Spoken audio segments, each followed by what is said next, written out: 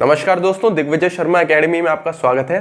जैसा कि आप जानते होंगे केवीएस की वैकेंसी आ चुकी है, जो कि बहुत बड़ी खुशखबरी है। ठीक है, तो मैं थोड़ा सा बिजी था, एईएस का एग्जाम जो है उसका मैं मॉक टेस्ट बना रहा था, इसलिए मैं वीडियो नहीं बना पाया केवीएस का। तो अभी देखते हैं इससे रिलेटेड हमारे पास क्या क्या इन्फॉर्मेशन है, जो एडवर्टीजमेंट आया है उसमें क्या क्या दिया हुआ है, देखते हैं। तो आज हम ये सब डिस्कस करने वाले हैं।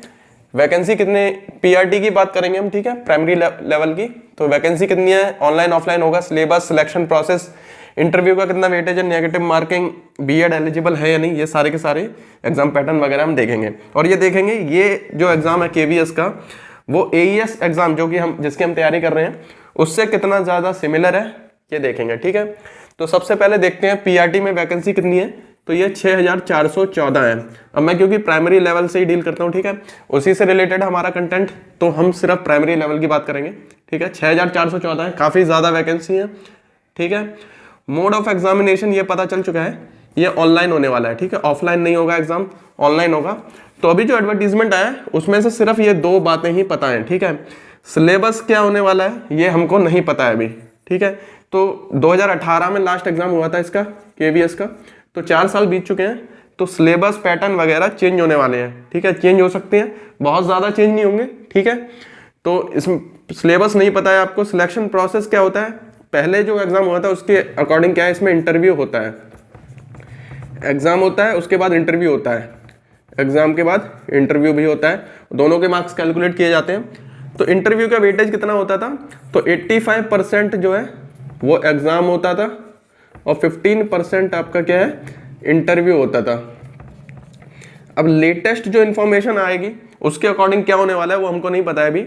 ठीक है, तो इसीलिए 2-3 दिन में इसका फुल नोटिफिकेशन आ जाएगा, उसके बाद एक और वीडियो बना देंगे, उसमें एग्जैक्टली पता चल जाएगा क्या होने वाला है। नेगेटिव मार्किंग भी होगी या नहीं ये नहीं पता है, पहले नहीं हुआ करती थी शायद, लेकिन अब होगी या नहीं ये पता नहीं है। ठीक है, बीएड की एलिजिबिलिटी क्या होगी, तो बीएड के काफ़ी ज़्यादा चांसेस हैं कि एलिजिबल होंगे वो पीआरटी में। ठीक है, तो इसके चांसेस हैं ज़्यादातर होने के। एग्ज़ाम पैटर्न क्या होगा और इसकी सिमिलैरिटी क्या है एटॉमिक एनर्जी वाले एग्जाम से। एग्जाम पैटर्न भी अभी पता नहीं है, ये भी चेंज होने के चांसेस हैं। ठीक है, तो बहुत ज़्यादा चेंज नहीं होने वाला है। तो देखिए, जो केवीएस का पीआरटी एग्जाम है और एटॉमिक एनर्जी एजुकेशन सोसाइटी का जो पीआरटी एग्जाम है जिसकी हम तैयारी कर रहे हैं ऑलरेडी, तो इन दोनों में बहुत ज़्यादा सिमिलैरिटीज़ है। आइए देखते हैं। तो केवीएस का जो पुराना ये ओल्ड वाला जो पैटर्न था, पहले वाला पैटर्न, उसको अगर देखते हैं तो इसमें ये 150 नंबर का होता था, 150 नंबर का एग्जाम होता था इसका। तो इंग्लिश 20 नंबर की आती थी, एईएस में भी क्या है, इंग्लिश आती है आपकी। ठीक है, हिंदी भी इसमें 20 नंबर की आ रही है, मैथ 20 का, साइंस 20 की, सीडीपी 20 की, और current affair, reasoning, SST, computer ये होते हैं। तो देखिए, इंग्लिश इसमें भी आती है, ठीक है, हिंदी भी इसमें आती है, मैथ भी इसमें आता है, साइंस भी इसमें आता है। और साइंस में देखिए, साइंस में हमने जो तैयारी की है वो फिजिक्स केमिस्ट्री की है ज़्यादा, बायो को उतना ज़्यादा लोड नहीं दिया है। ठीक है, तो इसमें भी 20 क्वेश्चन में से पिछले साल का जो एग्ज़ाम देखा गया था उसमें 2 क्वेश्चन बायो के आए थे। ठीक है, तो इनके एग्जाम में भी फिजिक्स केमिस्ट्री पे ज़्यादा फोर्स दिया हुआ था। ठीक है, न्यूमेरिकल्स काफ़ी ज़्यादा थे। सीडीपी जो हम तैयारी कर रहे हैं वो इसके लिए काफ़ी होने वाली है। ठीक है, थोड़ी और हाई लेवल पढ़ लेंगे। करंट अफेयर इसके लिए भी पढ़ रहे हैं, इसमें भी, तो ये भी सिमिलर हो गए। रीजनिंग भी इसमें आ रही है, इसकी दोनों में सिमिलर है। ठीक है, ये कॉमन है। इसमें सिर्फ 2 सब्जेक्ट अलग आ जाते हैं आपके, एसएसटी और कंप्यूटर। ठीक है, ये हमारे केवीएस में है, ये केवीएस में, AEES में नहीं है। ठीक है, तो इसकी हमको अलग से तैयारी करनी पड़ेगी। तो अभी जो मैंने सोचा है उसमें मैंने ये सोचा है कि एईएस पीआरटी की हम तैयारी कर ही रहे हैं, तो जब तक इसका भी एग्जाम नहीं हो रहा है तब तक हम इसकी तैयारी करते रहेंगे, क्योंकि केवीएस का एग्जाम अभी 6 महीने तो लगभग लगने वाले हैं। ठीक है, इतनी जल्दी नहीं होने वाला है। ठीक है, तो पहले हम एईएस पीआरटी की तैयारी करते रहेंगे, जिससे क्या है, मेजर पोर्शन तो ये कवर होता ही जा रहा है हमारा। ठीक है, और एग्जाम की तैयारी जब करते हैं तो और अच्छी तरह हम पढ़ाई कर सकते हैं। ठीक है, जो बहुत दूर एग्जाम होता है उसकी इतनी अच्छी तरह पढ़ाई हम कर नहीं पाते हैं। तो देखिए, इसमें अगर देखते हैं बहुत ज़्यादा सिमिलैरिटीज़ हैं। तो हम जो तैयारी करने वाले हैं केवीएस की, उसमें मैंने सोच रखा है कुछ, तो मैं बताता हूँ आपको। उसमें मैंने एक तो ये सोचा है कि मैथ्स का है, हम बिल्कुल ज़ीरो से करने वाले हैं।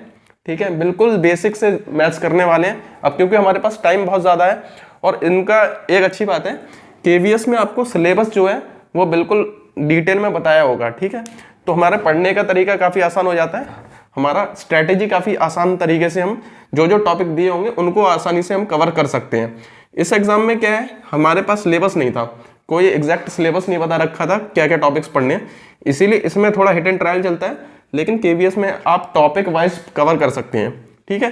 तो मैथ्स के सारे जितने टॉपिक दे रखे होंगे सारे के सारे हम कवर करेंगे और बेसिक से करेंगे, ठीक है, बिल्कुल जीरो से, ताकि जिसको मैथ्स में प्रॉब्लम होती है तो वो प्रॉब्लम नहीं होने वाली है। अब देखिए इंग्लिश का देखते हैं अगर, तो इंग्लिश में क्या है, इंग्लिश में वही ग्रामर वाला जो पोर्शन है वो आप खुद पढ़ लीजिएगा, क्योंकि नाउन की डेफिनेशन वगैरह है, इससे इतना ज़्यादा वो नहीं होता है इंपॉर्टेंट। इंग्लिश की क्या है, प्रैक्टिस इंपॉर्टेंट होती है, कितने सारे आप क्वेश्चन करते हैं, ठीक है। ग्रामर पोर्शन के लिए प्रैक्टिस सही रहेगी।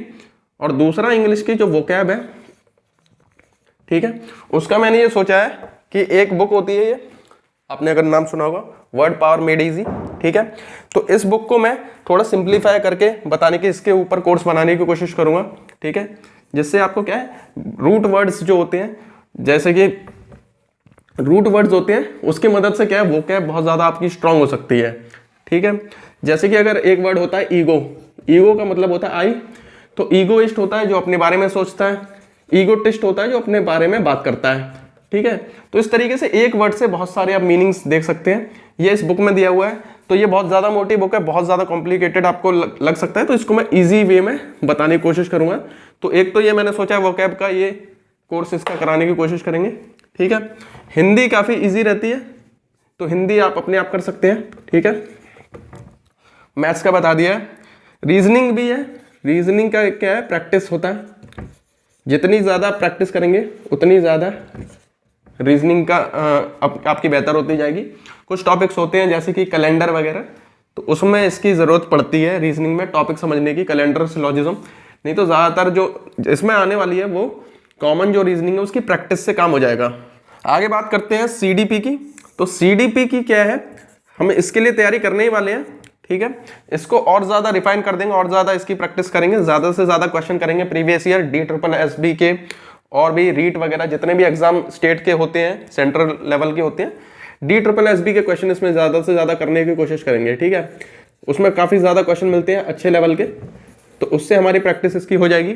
और टॉपिक्स जो भी होंगे इसमें, सिलेबस जो दे रखा होगा उसको डिटेल में कवर करने की कोशिश करेंगे, ठीक है। करंट अफेयर्स का क्या रहेगा, करंट अफेयर्स एग्जाम से पहले ही करेंगे इसको, ठीक है। एग्जाम से पहले 1-2 महीने पहले करना शुरू कर देंगे, इसमें ज़्यादा टाइम वेस्ट करके फ़ायदा नहीं होता है। पहले से इनको पढ़ोगे तो वो उतना ज़्यादा प्रोडक्टिव है नहीं, वैसे भी इतना ज़्यादा टीचिंग एग्जाम में करंट अफेयर्स का वेटेज होता नहीं है, ठीक है। रीजनिंग हो गया, ये हो गया। साइंस देखिए, साइंस हमने बहुत ज़्यादा डिटेल में पढ़ रखी है, ठीक है।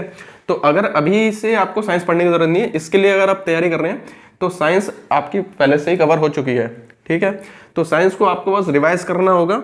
अब रही बात SST और कंप्यूटर की, तो इसको हम बिल्कुल स्टार्टिंग से करेंगे। जैसे कि मैंने साइंस के NCERT के चैप्टर्स कराए हैं, उसी तरह हम SST के भी NCERT के चैप्टर वाइज करेंगे। NCERT से ही ज़्यादातर इसका कवर होता है, क्योंकि ये यहाँ पर आपको NCERT में ही पढ़ाना है, इसीलिए आपको NCERT पढ़नी पड़ेगी।